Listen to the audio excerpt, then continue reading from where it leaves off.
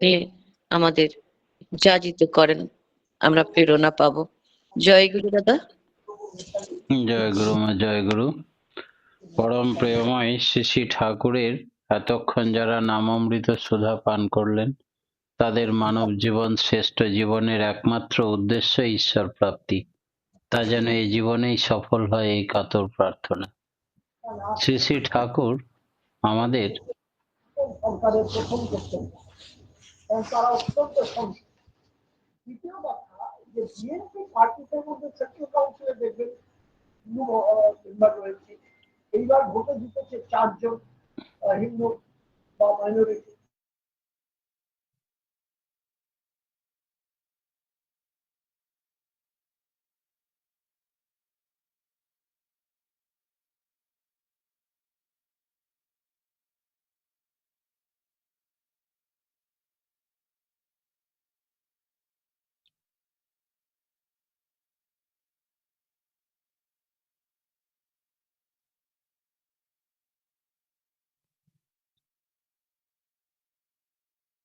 Sound বড়া দিবি তাহলে দিতে বলবো বাঁ দিকেটা বড় ফুল আছে দেখলাম ফুল দিয়া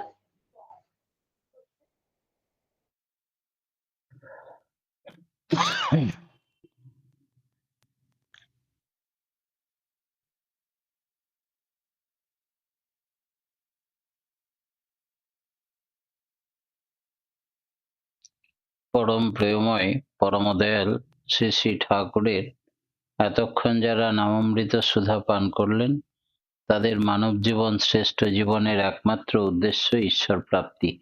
তা যেন এই জীবনেই সফল হয়, এই কাতর প্রার্থনা। শ্রী শ্রী ঠাকুর আমাদের আচার্য পরম্পরা রেখে গেছেন, আর তার মাধ্যমেই তিনি লীলা করে চলেছেন নিরন্তর। আজও সেই লীলা করে গোড়ারায়, কোনো কোনো ভাগ্যবানে দেখিবারে পায়। কয়েকদিন আগেকার একটা ঘটনা বলি। আসামের গুয়াহাটি থেকে মাথাভাঙা মন্দির, সেখানে এসছেন বর্তমান আচার্যদেব। প্রচুর লোকজন দর্শন প্রণামের জন্য লাইন দিয়েছে। একটি বৃদ্ধা মা, কখনো দেওঘরও যাননি, আচার্যদেব আসছেন বাবাই বাবু, তাকে একটু দর্শন প্রণাম করবার ইচ্ছায় সকালে উঠে স্নান টান করে রোডের ধারে এসে বসে আছে। যে গাড়ি যায় তাকেই একবার করে হাত দেখায়, যদি তাকে একটু নিয়ে যায় সেই মাথাভাঙা ঠাকুর মন্দিরে, তাহলে বাবাইদার দর্শন প্রণাম করতে পারবে। কিন্তু বুড়ি মায়ের কথা কেউ শুনে না, সব গাড়িগুলোই বেরিয়ে যায়। তার এই শতচ্ছিন্ন নোংরা বস্ত্র দেখে কোনো বাসেও তাকে তুলতে চায় না। সে বুড়িমা হতাশ হয়ে বেলা বাড়তে থাকলো, সকাল থেকে অপেক্ষা করছে, কেউ তার কথা শোনে না। তখন মনে থেকে কান্না বেরিয়ে আসছে, হে বিধাতা, শুনেছি নাকি তুমি অন্তর্যামী, বাঞ্ছা কল্পতরু, তবে তো আমার কথা শুনতে পাবে। আমাকে কি পৌঁছে দেওয়ার মতো কেউ নেই? তুমি ব্যবস্থা করো না আচার্যদেব। হঠাৎ আচার্যদেব বললেন জীবনদাকে, জীবনদা চলুন, গাড়িতে উঠে বসুন। বলে 4 চাকাতে তিনি ড্রাইভারের পাশে বসলেন, জীবনদা পিছনে, গাড়ি চলল। কোথায় যাবেন কে জানে। তারপরে রোডে আস্তে আস্তে এক জায়গায় বললেন ড্রাইভারকে, এখানে দাঁড়া। নেই বুড়ি মায়ের কাছে গিয়ে বললেন, কি গো বুড়িমা, তুমি কোথায় যাবে? ওই বাবা সৎসঙ্গে বাবাই বাবু এসছেন আচার্যদেব, তাকে একটু দর্শন প্রণাম করবো এই ইচ্ছায় সকাল থেকে বসে আছি, আমাকে কেউ নিয়ে যায় না। তুমি বাবা আমাকে একটু পৌঁছে দেবে বাবাই বাবুর কাছে? তাহলে বসুন, গাড়িতে উঠে বসুন। গাড়িতে উঠে বসলো। বাবাই বাবু জিজ্ঞেস করলেন রাস্তায়, বুড়িমা তুমি ইষ্টভীতি করো? বলে, না বাবা, কোথায় পাবো পয়সা রোজ রোজ সকালে উঠে, আমার তো পয়সা নেই, তাই ইষ্টভীতি করি না। বাবু আর কিছু বললেন না। তারপরে ঠিক মন্দিরের সামনে গাড়িকে দাঁড়াতে বললেন, বুড়িমাকে নামিয়ে দিলেন। বুড়িমা তার পুঁটলি থেকে একটা ছোট্ট কাপড়ে বাঁধা কিছু খুচরো পয়সা বার করে বাবুর হাতে দিয়ে বললেন, এই নাও তোমার গাড়ি ভাড়া, যা আছে তাই দিলাম, ওর থেকে আর কিছু বেশি নাই। বাবা বলল, ও বুড়িমা, গাড়ি ভাড়া লাগবে না, এই পয়সাটা বরং তোমার কাছে রেখে দাও, এটা রোজ ইষ্টভৃতি করবে। বেশ বাবা, বেশ। বাবু নেমে হনহন করে হেঁটে গিয়ে, অনেক লোক দাঁড়িয়ে আছে, ঠিক তার আসনে গিয়ে বসলেন। বুড়িমা লাইন দিল বাবুর দর্শন করবে বলে। একে একে সবারই দর্শন প্রণাম হয়ে যাচ্ছে, নিবেদন হচ্ছে, চলে যাচ্ছে। বুড়ি মায়ের পালা এলো। যখন কাছে এসে দেখলেন, হা বাবা, তুমি তো বাবু যে আমাকে নিয়ে এলে রাস্তার ধারে আমি পড়েছিলাম। তখন বুড়ি মায়ের চোখের জল আর ধরে না। তুমি তাহলে আমার কান্না শুনতে পেয়েছিলে এখান থেকে? তুমি ছুটে গিয়েছিলে গাড়িতে করে আমাকে তুলে আনতে? তুমি আচার্যদেব অন্তর্যামী বাবু? কত কথা। বাবু মৃদু হাসলেন। জীবনদা বলছেন, আমাকে যদি তিনি দয়া করে সঙ্গে না নিয়ে যেতেন, তাহলে ভক্ত ভগবানের এই লীলা আজও যে চলছে সেটা বুঝতে পারতাম না। প্রতিনিয়ত কত মানুষের অন্তরের কথা তিনি শুনতে পান, কত ভাবে তার সমাধান করেন, কেউ তার টের পায় না। আমরা কত ভাগ্যবান, তেমন আচার্য পরম্পরা অন্তর্যামীকে পেয়েছি আচার্য রূপে। তবে শ্রীহরি কেমন বল? আচার্য যদি এমন হয়, তবে ঠাকুর কেমন ছিলেন? ঠাকুর আমাদের প্রত্যেককে আর একটা বিকল্প ঠাকুর তৈরি করতে চেয়েছেন। প্রত্যেককে এক একটি আচার্য তৈরি করতে চেয়েছেন। প্রত্যেকের জন্য তিনি যে সমস্ত কথাগুলো বললেন, সেগুলো আমরা যদি মেনটেন করি, তবে আমরা সকলেই অন্তর্যামী হয়ে উঠব, প্রত্যেকে বাকসিদ্ধ হয়ে উঠব, প্রত্যেকে দেব মানুষ হয়ে উঠব। এই জীবনে ঈশ্বর প্রাপ্তি ঘটবে। সেই জন্যে সদাচারের কথা বলছিলাম। শারীরিক সদাচার, মানসিক সদাচার, আধ্যাত্মিক সদাচার। এই মানসিক সদাচারের কিছুটা অংশ বলি। শরীর মন এক রোগ বিশেষ। সর্বদা শরীরের সুবিধা অসুবিধা সংক্রান্ত চিন্তা করতে থাকলে মন সম্পূর্ণভাবে শরীরমুখী হয়ে পড়ে। তখন তার থেকে মানসিক ও শারীরিক নানা ব্যাধির সৃষ্টি হয়। ঠাকুর বললেন, মনটা দুষ্ট হলেই জানিস ব্যাধির আথাল হয়, ওইটাকে তুই এড়িয়ে চলিস, করবি ব্যাধি জয়। তখন নিজের শরীরের অবস্থা চিন্তা ছাড়া অন্য চিন্তা স্থান পায় না।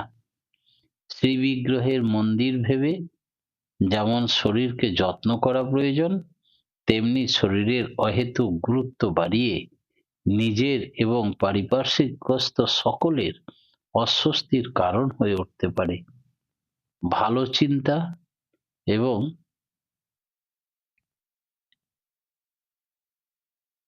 সেই চিন্তার বাস্তব রূপায়নে প্রযত্নশীল ও পরিশ্রমী হতে পারলে শরীর মনস্কতার হাত থেকে ত্রাণ পাওয়া যায়।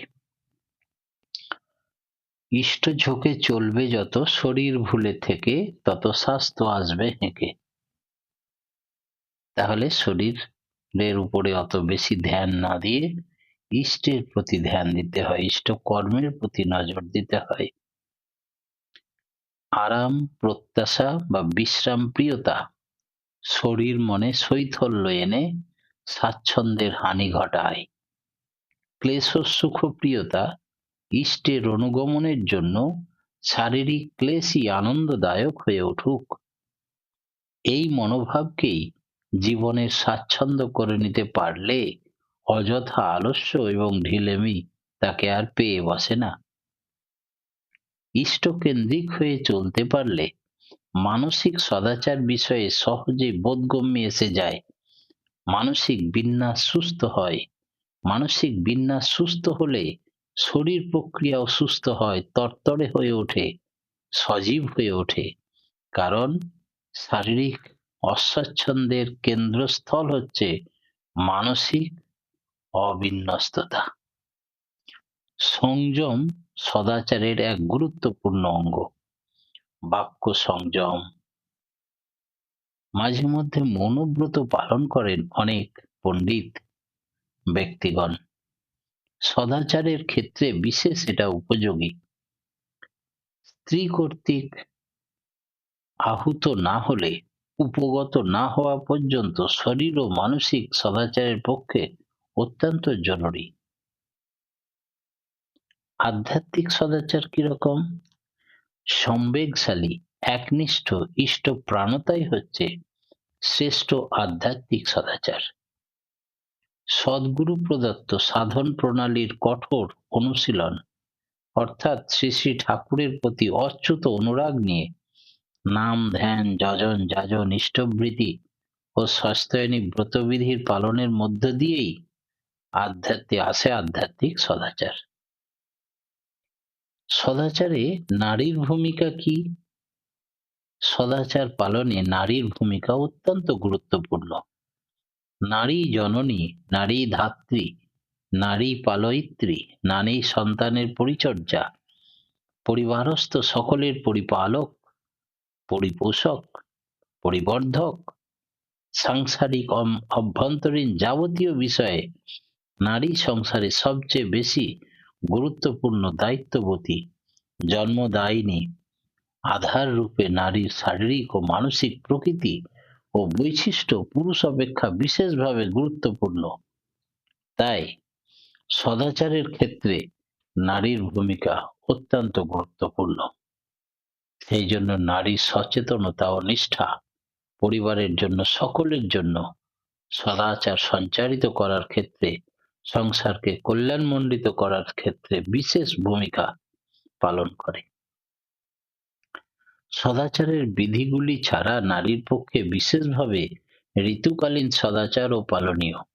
ঋতুমতী অবস্থায় রান্না করা, রান্না সংক্রান্ত অন্য কাজ করা, পরিবেশন করা, দূরে থাকা বাঞ্ছনীয়। এই অবস্থায় পৃথক বিছানায় শোয়া উচিত। পূজা পার্বণের উপকরণ, ফলমূল, ফুল কিছুই স্পর্শ না করাই উচিত। ঋতুকালের অবসানে ব্যবহৃত পোশাক বিছানা পরিচ্ছদ ভাবে কেচে নেওয়া দরকার। এই অবস্থায় করণীয় ইষ্টভৃতি ও সস্তায়নী প্রসঙ্গে অশুচি অবস্থায় করবে না, সে কথা ঠাকুরের বলা আছে। সদাচারের ক্ষেত্রে যৌন শুদ্ধতা বিশেষ নারীর ভূমিকা প্রয়োজন আছে। শারীরিক ও মানসিক উভয়তে এই শুদ্ধতা বিশেষ গুরুত্বপূর্ণ। যৌন শুদ্ধতা ব্যাহত হলে জনন বিধান বিকৃত হয়, সুপ্রজনন সুদূর পরাহত হয়ে ওঠে। দীর্ঘায়ু লাভের উপায় কি? আমরা অনেকেই সুদীর্ঘ জীবন লাভ করতে চাই। যদি সত্যি আমরা আয়ু বাড়াতে চাই, তাহলে কি করতে হবে? ঠাকুর কি বলছেন? ইষ্টের সহজ আপ্রাণতা, তচ্চিত্ত পরায়ণতা, তৎপ্রতিষ্ঠা, তৎস্বার্থ পরায়ণতা হয়ে উঠতে হবে প্রথম স্বার্থ। দ্বিতীয় শর্ত হচ্ছে পারিপার্শ্বিকের প্রতি সেবা, সম্বর্ধনা, সাহায্য, সহচর্য পরায়ণ হয়ে তাদের ইষ্ট স্বার্থ প্রতিষ্ঠায় প্রবুদ্ধ করে তুলতে হবে। যাজন মুখর জীবন লাভ করতে হবে। নিয়মিত সন্ধ্যা প্রার্থনা, ব্রাহ্ম মুহূর্তে শয্যা ত্যাগ, প্রথমে একক ভ্রমণ, অতঃপর অর্ধ হতে 1 ড্রাম থানকুনি পাতার রস, একটু দুধ, গুড়, এগুলো বেশি পরিমাণে জল খাওয়া, সঙ্গীগণের সঙ্গে পরে ভ্রমণ করা, এতে একটু বেশি পরিমাণে প্রস্রাব হলে শরীরে টক্সিন বেরিয়ে যায়। বেশ সাদাসিধে সরল পুষ্টিকর সুপাচ্য আহার দিনে রাতে 2 বার গ্রহণ করতে হবে। ক্ষুধাকে কখনো জব্দ না করা, কিছু ক্ষুধা থেকে যাবে এমন ভাবে খাওয়া, কম প্রয়োজনের ভেতর দিয়ে জীবনকে চালানো, বিশুদ্ধ ভাবের সংঘাতে টেম্পার লস না করা।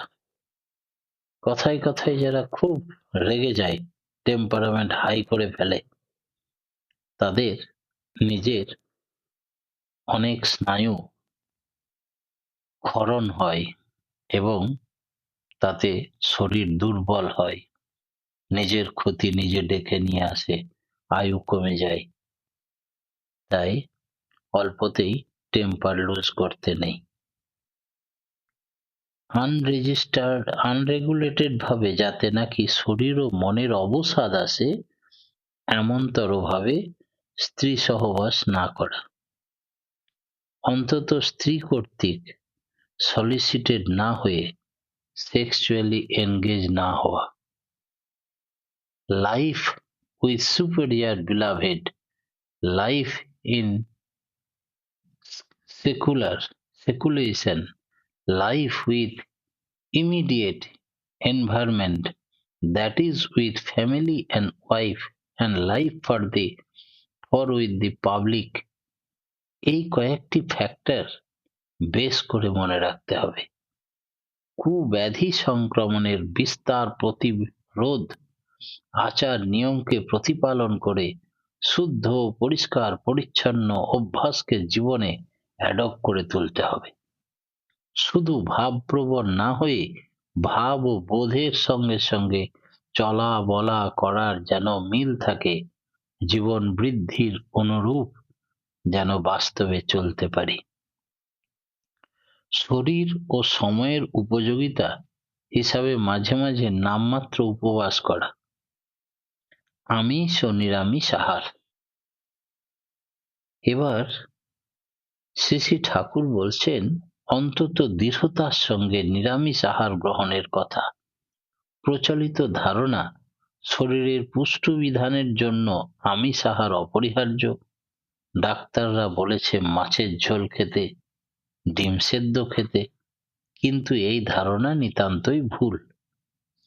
উদ্ভিজ কোষ যদি অতি সহজে প্রাণী কোষে রূপান্তরিত হতে পারে, সেটাই হচ্ছে নিরামিষ আহারের মাধ্যমে শরীর যেসব উদ্ভিজ কোষ প্রবেশ করে, সেগুলি সহজেই শরীরের প্রাণী কোষের সঙ্গে মিশে একীভূত হয়ে যায়, শরীরের পুষ্টির কারক হয়। কিন্তু প্রাণী কোষের সঙ্গে অপর শরীরের প্রাণী কোষ রূপান্তরিত হওয়ার বিরুদ্ধে প্রবণতা আছে। তার ফলে মাছ মাংসের প্রাণীকোষ মানুষের শরীরের প্রাণীকোষে রূপান্তরিত হতে চায় না, বরং দুই রকমের প্রাণীকোষ একে অপরকে হজম করতে চেষ্টা করে। এতে যে সমস্ত টিস্যুর মধ্যে কোষগুলি থাকে, তাকে এক ধরনের টক্সিন বা দূষিত পদার্থ উৎপন্ন হয়। এই টক্সিন শরীর কোষগুলোকে এমনভাবে উত্তেজিত করে যাতে দ্রুত বাহ্যিক উন্নতি বা বৃদ্ধি হয়। এই বৃদ্ধি 10 বছরে হতো যা, তা 5 বছরেই হয়ে গেল। ফলে এই 5 বছর আয়ু তার কমে গেল, পরিণতি এবং বার্ধক্য দ্রুত এসে গেল। শ্রী শ্রী ঠাকুর এই প্রসঙ্গ বলছেন, মাছ মাংস খেলে আমাদের পেটের পাকরস পীড়িত হয়ে এক রকমের বিষ ছাড়িয়ে দেয়। তার ফলে আমাদের বিধানে কোষগুলি ঘোড়াকে চাবুক মারলে যেমন ছটপটিয়ে দৌড়ে, তেমনি ছটপটিয়ে বিব্রত করে তোলে আমাদের। অনেক রকমের কোষ মরেও যায়, সেই জন্য তাড়াতাড়ি নিজের বংশ বৃদ্ধি করতে থাকে, সামাল দেওয়া মুশকিল হয়, আক্রমণ হয়। এই জন্যে মাছ মাংস খেলে অল্পতেই যেমন ডেভেলপ করে ফেলে, অল্পতেই তেমনি শেষ হয়ে যায়। শরীরটা পুষ্টি লাভ করেছে বলে আমরা মনে করি ভুলক্রমে, কিন্তু সেই পুষ্টি আমাদের কোষগুলিকে স্বাভাবিক চলনে চলতে যতদিন লাগতো, তার সময়কাল অনেক পিছিয়ে এগিয়ে দিয়েছে। ফলে জীবনের পরিধি খর্ব করে দেয়। আমিষ আহারের কুফল কি? আমিষাশীর পক্ষে একটানা সূক্ষ্ম চিন্তা করাই সম্ভব হয় না। অস্থির মস্তিষ্ক হয়, স্নায়ুর বোধগুলি অনিয়ন্ত্রিত পথে চলে, স্নায়ুগুলিতে এক ধরনের উত্তেজনা বা অবসাদ সৃষ্টি হয়, জীবনী শক্তি কমে যায়, আয়ুর হ্রাস হয়, রজোগুণের বৃদ্ধি হয়, আর তার প্রভাবে নিরবচ্ছিন্নভাবে কোনো কিছুতে লেগে থাকা যায় না। যৌন ব্যাপারে স্থূল বুদ্ধি এবং অবিবেচনা বৃদ্ধি পায়, ক্রোধ, দম্ভ, মানসিক চাঞ্চল্য বাড়ে, মনের ভারসাম্য চলে গিয়ে নিজস্বতা নষ্ট হয়, দেহকে বহুবিধ ব্যাধির আবাসভূমিতে পরিণত করে এবং ব্যাধি সংক্রমণের প্রণয়তা যুক্ত করে তোলে। রক্তচাপজনিত অসুস্থতা দেখা যায়, রক্তে কোলেস্টেরল বৃদ্ধি পায়, হৃদযন্ত্রের ব্যাধি হয়, যকৃতের রোগ দেখা যায়। এর সঙ্গে উচ্চ প্রোটিনযুক্ত আমিষ খাদ্যের যোগ আজ বহুবিহিত।